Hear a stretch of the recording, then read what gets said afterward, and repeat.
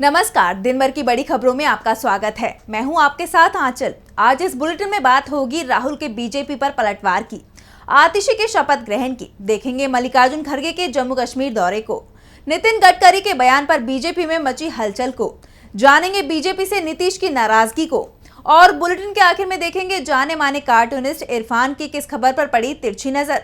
लेकिन दिन भर के तमाम बड़ी खबरों से पहले एक नजर आज की सुर्खियों पर।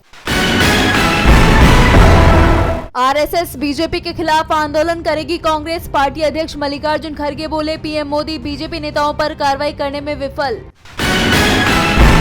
शिवसेना यूबीटी सांसद संजय राउत का पीएम मोदी पर तंज, कहा मुंबई यूनिवर्सिटी का चुनाव तो करा नहीं पा रहे हैं और पीएम करते हैं एक देश एक चुनाव की बात। कोलकाता में आज से काम पर लौटे जूनियर डॉक्टर्स, जरूरी कामों पर रहेगा फोकस। काफी दिनों से हड़ताल पर चल रहे थे जूनियर डॉक्टर्स। चेन्नई टेस्ट में जीत के करीब पहुंचा भारत। तीसरे दिन का खेल खत्म होने के समय बांग्लादेश के 158 रन पर गिरे 4 विकेट। अभी भी 357 रन पीछे है बांग्लादेश। ये तो थी सुर्खियां। अब बात आज की सबसे बड़ी खबर की। कांग्रेस सांसद राहुल गांधी ने अपने विरोधियों को करारा जवाब दिया है। राहुल ने बीजेपी पर पलटवार किया। उन्होंने बीजेपी पर झूठ बोलने का आरोप लगाया है, जिससे बीजेपी घिरती नजर आ रही है। तो क्या कुछ कहा राहुल गांधी ने, देखिए इस रिपोर्ट में। भाजपा राहुल गांधी के बयानों को तोड़ मरोड़ कर पेश कर रही है। यही नहीं, बीजेपी नेता खुलेआम राहुल गांधी को जान से मारने की धमकी दे रहे हैं। जीभ काटने की धमकी तक दी थी। कांग्रेस इस मुद्दे को जोर शोर से उठा रही है और अब राहुल गांधी ने विरोधियों को करारा जवाब दिया है। उन्होंने अपने सोशल मीडिया हैंडल पर अपना वीडियो साझा किया और साथ ही बीजेपी पर झूठ बोलने का आरोप लगाया। राहुल ने लिखा, भाजपा अमेरिका में मेरी टिप्पणी को लेकर झूठ फैला रही है। मैं देश विदेश के हर सिख भाई बहन से पूछना चाहता हूँ, मैंने जो कहा उसमें कुछ गलत है क्या?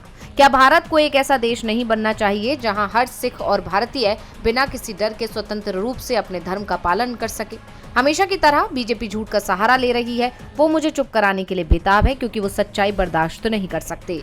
लेकिन मैं हमेशा उन मूल्यों के लिए बोलूंगा जो भारत को परिभाषित करते हैं, विविधता में हमारी एकता, समानता और प्रेम। राहुल गांधी ने अपने ट्वीट में बीजेपी को खरी खोटी सुनाई, साथ ही एक बार फिर अपनी बात दोहराई जो उन्होंने अमेरिका में कही थी। बता दें कि राहुल ने अमेरिका दौरे पर आरक्षण का मुद्दा उठाते हुए सिखों का जिक्र किया था, जिसे बीजेपी ने गलत तरह से पेश किया। हालांकि एसजीपीसी ने राहुल गांधी के बयान का समर्थन किया था, जिससे बीजेपी गिर गई थी और अब राहुल ने खुद सिख समुदाय से ही सवाल पूछ लिया है। यानी राहुल गांधी की निडरता बीजेपी पर भारी पड़ रही है। एक तरफ जहां राहुल ने बीजेपी की टेंशन बढ़ा दी है, तो वहीं दिल्ली से भी बीजेपी के लिए टेंशन बढ़ाने वाली खबर सामने आ रही है। दिल्ली में नई सरकार का गठन हो गया है। आतिशी दिल्ली की नई सीएम बन गई है। उपराज्यपाल वीके सक्सेना ने आतिशी को मुख्यमंत्री पद की शपथ दिलाई। देखिए रिपोर्ट। दिल्ली की नई सरकार का गठन हो गया है। आप विधायक आतिशी ने सीएम पद की शपथ ले ली है। आतिशी दिल्ली की 9वीं सीएम है, जबकि वो तीसरी महिला है जो दिल्ली की सीएम बनी है। उपराज्यपाल विनय कुमार सक्सेना ने आतिशी के साथ 5 नेताओं को भी कैबिनेट मंत्री की शपथ दिलाई, जिनमें सौरभ भारद्वाज, गोपाल राय, कैलाश गहलोत, इमरान हुसैन, मुकेश अहलावत का नाम शामिल है। इस कैबिनेट में एक नया चेहरा मुकेश अहलावत है, तो बाकी 4 नेता केजरीवाल के मजबूत पिलर बनकर उभरे हैं। जब केजरीवाल जेल में थे तो सभी ने उनकी गिरफ्तारी का जमकर विरोध किया था और बीजेपी के मंसूबों पर सवाल उठाए थे। खबरों के मुताबिक आतिशी सरकार में मंत्रियों के विभागों में भी कोई बदलाव नहीं किया जाएगा।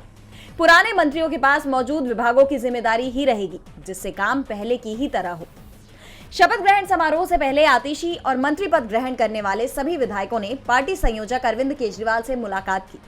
शपथ ग्रहण समारोह में भी केजरीवाल शामिल हुए। 26-27 सितंबर को दिल्ली विधानसभा का विशेष सत्र बुलाया गया है, जिसमें आतिशी को अपनी सरकार का बहुमत साबित करना होगा और 70 सदस्यीय विधानसभा में आम आदमी पार्टी के पास पूर्ण बहुमत है। ऐसे में ये पड़ाव उसके लिए कोई मुश्किल नहीं होगा। शपथ ग्रहण के बाद आतिशी ने बताया कि केजरीवाल 29 सितंबर से जनसंपर्क यात्रा शुरू करेंगे और इस दौरान वो लोगों से मुलाकात करेंगे और उनका समर्थन बटोरेंगे। दिल्ली में नई सरकार के गठन से सबसे ज्यादा परेशान बीजेपी है, तो वहीं कांग्रेस अध्यक्ष मल्लिकार्जुन खड़गे ने बीजेपी पर हमला बोला है। खड़गे जम्मू कश्मीर दौरे पर पहुंचे, जहां उन्होंने जनसभा को संबोधित किया। इस दौरान उन्होंने बीजेपी पर जमकर हमला बोला। क्या कुछ कहा खड़गे ने, देखिए इस रिपोर्ट में। जम्मू कश्मीर में चुनाव प्रचार जोर शोर से जारी है। इसी सिलसिले में कांग्रेस अध्यक्ष मल्लिकार्जुन खड़गे जम्मू कश्मीर पहुंचे। यहां उन्होंने जनता को संबोधित करते हुए कांग्रेस की गारंटियां पेश की, जिनमें स्टेटहुड का हक, महिला सम्मान हमारा हक, अच्छी सेहत हमारा हक, कश्मीरी पंडितों का हक, ओबीसी का हक, हमारी नौकरी हमारा हक और हमारा अनाज हमारा हक शामिल हैं। खड़गे ने कहा कि जम्मू कश्मीर टूरिज्म पर निर्भर है, इसलिए यहां के टूरिज्म को बेहतर बनाएंगे ताकि लोगों का जीवन और अच्छा हो सके। वहीं बीजेपी पर हमला बोलते हुए उन्होंने कहा कि नरेंद्र मोदी और अमित शाह हमेशा जुमले बनाते हैं और उन्हीं पर वोट मांगते हैं। अमित शाह प्रचार के समय बड़ी बड़ी बातें करते हैं और बाद में कह देते हैं कि ये तो चुनावी जुमले थे। बीजेपी कह रही है कि 5 लाख नौकरियां देंगे। ऐसे में सवाल है कि आप तो सरकार में हैं तो फिर नौकरी क्यों नहीं दी? कांग्रेस पार्टी हमेशा से देश और जनता के लिए काम करती आई है। जम्मू कश्मीर में 35% बेरोजगारी है और 65% सरकारी पद यहां खाली हैं। बीजेपी के पास बहुत समय था, उनके एलजी के पास पावर भी थी, लेकिन उन्होंने खाली पद नहीं भरे। पहले यहां लोगों को 11 किलो अनाज मिलता था, बीजेपी ने उसे कम करके 5 किलो कर दिया। कांग्रेस सरकार में आते ही खाली पदों को भरेगी और 11 किलो राशन देगी। खड़गे ने बीजेपी और पीएम मोदी पर जमकर निशाना साधा, तो वहीं मोदी के ही मंत्री ने पीएम को निशाने पर ले लिया। गडकरी ने पीएम मोदी को अच्छे राजा के गुण बताए, साथ ही नसीहत भी दे दी है, जिससे बीजेपी हाईकमान में खलबली मच गई है। तो क्या कुछ कहा गडकरी ने, देखिए इस रिपोर्ट में। केंद्रीय मंत्री नितिन गडकरी के बयान से एक बार फिर बीजेपी घिरती हुई नजर आ रही है।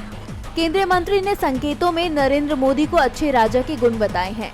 उन्होंने कहा कि अगर वो प्रधानमंत्री होते तो कम से कम वैसे तो नहीं होते जैसे कि पीएम मोदी हैं, उनसे बेहतर होते। उन्होंने आगे कहा कि राजा को अपनी आलोचना झेलने की आदत होनी चाहिए। उसे आलोचकों को दुश्मन नहीं मानना चाहिए, बल्कि समझना चाहिए कि आलोचना क्यों हो रही है। उनका ये बयान चर्चा का विषय बन गया। सवाल उठने लगे कि आखिर नितिन गडकरी का निशाना किस तरफ था। उनके बयान के कई सियासी मायने निकाले जाने लगे। कहा यह जा रहा है कि गडकरी का निशाना पीएम मोदी पर था, क्योंकि हमारे लोकतंत्र में प्रधानमंत्री को राजा ही माना जाता है। गडकरी पुणे में कार्यक्रम में शामिल होने पहुंचे थे। इस दौरान उन्होंने कहा कि राजा को ऐसा होना चाहिए कि कोई उसके खिलाफ बात करे तो उसे बर्दाश्त करे। शासक को अपने खिलाफ सबसे मजबूत राय को भी सहन करना पड़ता है। यही लोकतंत्र की सबसे बड़ी परीक्षा होती है। शासकों को अपनी आलोचना पर विचार करना चाहिए और उन पर काम भी करना चाहिए। किसी को अपनी खामियां पहचानने के लिए हमेशा आलोचकों से घिरे रहने की जरूरत होती है। इसके साथ ही उन्होंने ये भी बताया कि देश में जिस तरह की राजनीति हो रही है वो गलत है। यहाँ तक कि आलोचकों की आवाज जिस तरह से दबाई जाती है, गडकरी ने उस पर भी चिंता जाहिर की। उन्होंने मीडिया को भी नसीहत दे दी कि जो सच है वो दिखाओ। गडकरी के बयान के बाद से बीजेपी और एनडीए में खलबली मच गई है। नितिन गडकरी के बयान ने बीजेपी हाईकमान की नींद उड़ा दी है, तो नीतीश कुमार के तेवरों ने भी बीजेपी के होश उड़ा दिए हैं। नीतीश की बीजेपी से नाराजगी की खबरें सामने आ रही हैं। कहा जा रहा है कि बिहार में कुछ बड़ा होने वाला है। तो क्या है पूरा मामला, कैसे नीतीश ने बढ़ाई बीजेपी की परेशानी, देखिए रिपोर्ट। बिहार एनडीए में खटपट शुरू हो गई है। नीतीश कुमार बीजेपी से नाराज बताए जा रहे हैं। नीतीश कुमार ने पथ निर्माण विभाग की समीक्षा बैठक बुलाई। बैठक में बिहार से निकलने वाले एक्सप्रेसवे के निर्माण की समीक्षा की गई। विभाग के सभी वरिष्ठ अधिकारियों को बुलाया गया, लेकिन इस विभाग के मंत्री को ही नहीं बुलाया। बिहार में पथ निर्माण विभाग के मंत्री हैं विजय कुमार सिन्हा। सिन्हा नीतीश कुमार की सरकार में डिप्टी सीएम भी है। नीतीश ने विभाग के मंत्री को तो नहीं बुलाया, लेकिन राज्यसभा सदस्य और जेडीयू के कार्यकारी अध्यक्ष संजय झा को जरूर न्योता दिया गया और झा इस बैठक में शामिल भी हुए। बीजेपी के किसी सांसद या केंद्रीय मंत्री को बैठक का न्योता नहीं मिला, जिसके बाद कयास लगने लगे कि एनडीए में कुछ भी ठीक नहीं है। इसे लेकर आरजेडी ने भी बीजेपी पर निशाना साधा है। आरजेडी प्रवक्ता शक्ति यादव ने कहा कि नीतीश कुमार के सामने बीजेपी की कोई हैसियत नहीं है। दोनों उप मुख्यमंत्री को एक्सप्रेसवे और हाईवे की समीक्षा बैठक में नहीं पूछा गया। बीजेपी कितनी मजबूर है कि बैठक में बुलाया नहीं जाता है। बैठक में विभागीय मंत्री नहीं हो, इससे बड़ा दुर्भाग्य कुछ नहीं हो सकता। आरजेडी नेता ने कहा कि नीतीश कुमार ने बीजेपी के सामने से थाली छीन ली है। बीजेपी हर चीज को सहन कर रही है। 3 नंबर की पार्टी विश्व की बड़ी पार्टी को आईना दिखा रही है। बिहार में बीजेपी की कोई हैसियत 3 नंबर पार्टी के सामने नहीं है। नीतीश ने बीजेपी को आईना दिखा दिया है, तो वहीं हरियाणा में जनता ने बीजेपी को आईना दिखा दिया, जहां बीजेपी नेता चुनाव प्रचार के लिए पहुंचे थे, लेकिन उनको जनता की नाराजगी का सामना करना पड़ा। विधानसभा चुनाव की वोटिंग से पहले बीजेपी मुश्किल में आ गई है, देखिए रिपोर्ट। हरियाणा में चुनावों के बीच बीजेपी कैंडिडेट के ड्राइवर के पास से 50 लाख कैश बरामद हुआ है। इस खबर के सामने आते ही सनसनी मच गई। बताया जा रहा है कि कार में 2 युवक सवार थे, जिनमें से एक जींद के बीजेपी प्रत्याशी कृष्ण मिड्ढा का ड्राइवर हैप्पी है और दूसरा उनका करीबी कालू उर्फ सुरेंद्र आहूजा है। दोनों नोएडा से कैश लेकर आ रहे थे। हालांकि पकड़े जाने पर ड्राइवर का दावा है कि वो ये पैसे प्लॉट की रजिस्ट्री के लिए लेकर जा रहे थे, लेकिन इसके कोई सबूत पेश नहीं कर पाए, जिसके बाद पुलिस ने कैश जब्त कर लिया है। पुलिस ने कार से नोटों की 20 गड्डी बरामद की है और हर गड्डी में 500 रुपए के 500 नोट थे। दरअसल आचार संहिता लागू होने के बाद 50,000 रुपए से ज्यादा की राशि बिना प्रूफ के ले जाने पर रोक लगी हुई है। और क्योंकि हरियाणा में चुनाव चल रहे हैं, ऐसे में ये मामला कई तरह की चर्चाओं को हवा दे देता है। कहा यह जा रहा है कि ये पैसे चुनाव में इस्तेमाल किए जाने थे, यानी बीजेपी प्रत्याशी पैसों के जोर पर चुनाव जीतने की कोशिश कर रहे हैं। मामले में इनकम टैक्स विभाग आगे की जांच करेगा। फिलहाल पुलिस ने ये रुपए ट्रेजरी में जमा करवा दिए हैं।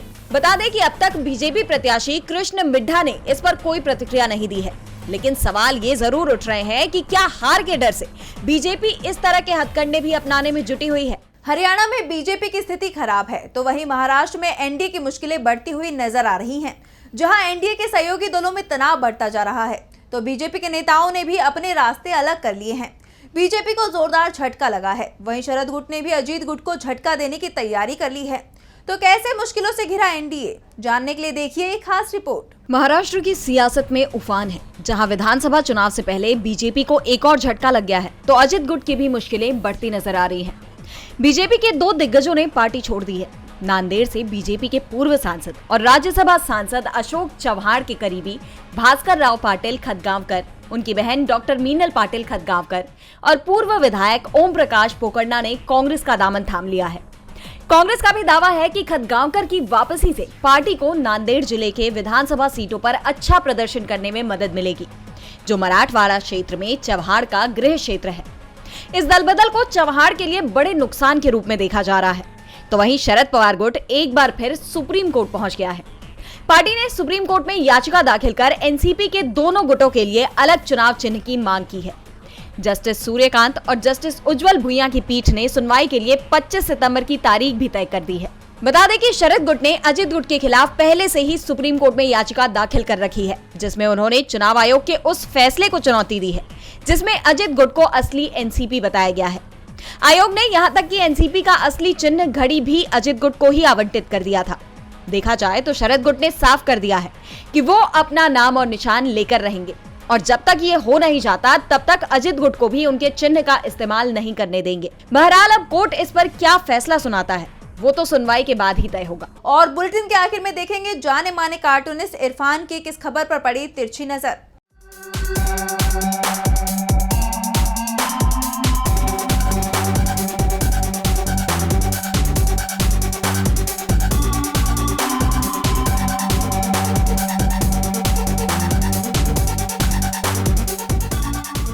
किस्मत से बनी दिल्ली की नई मुख्यमंत्री आतिशी ने आज अपना कार्यभार संभाल लिया है। हालांकि वहाँ उनके करने के लिए ऐसा बहुत कुछ नहीं है, सिवाय इसके कि दिल्ली के एलजी की रिजेक्ट की हुई ढेर सारी फाइलें, जिनको उनको संभालना और करीने से रखना है।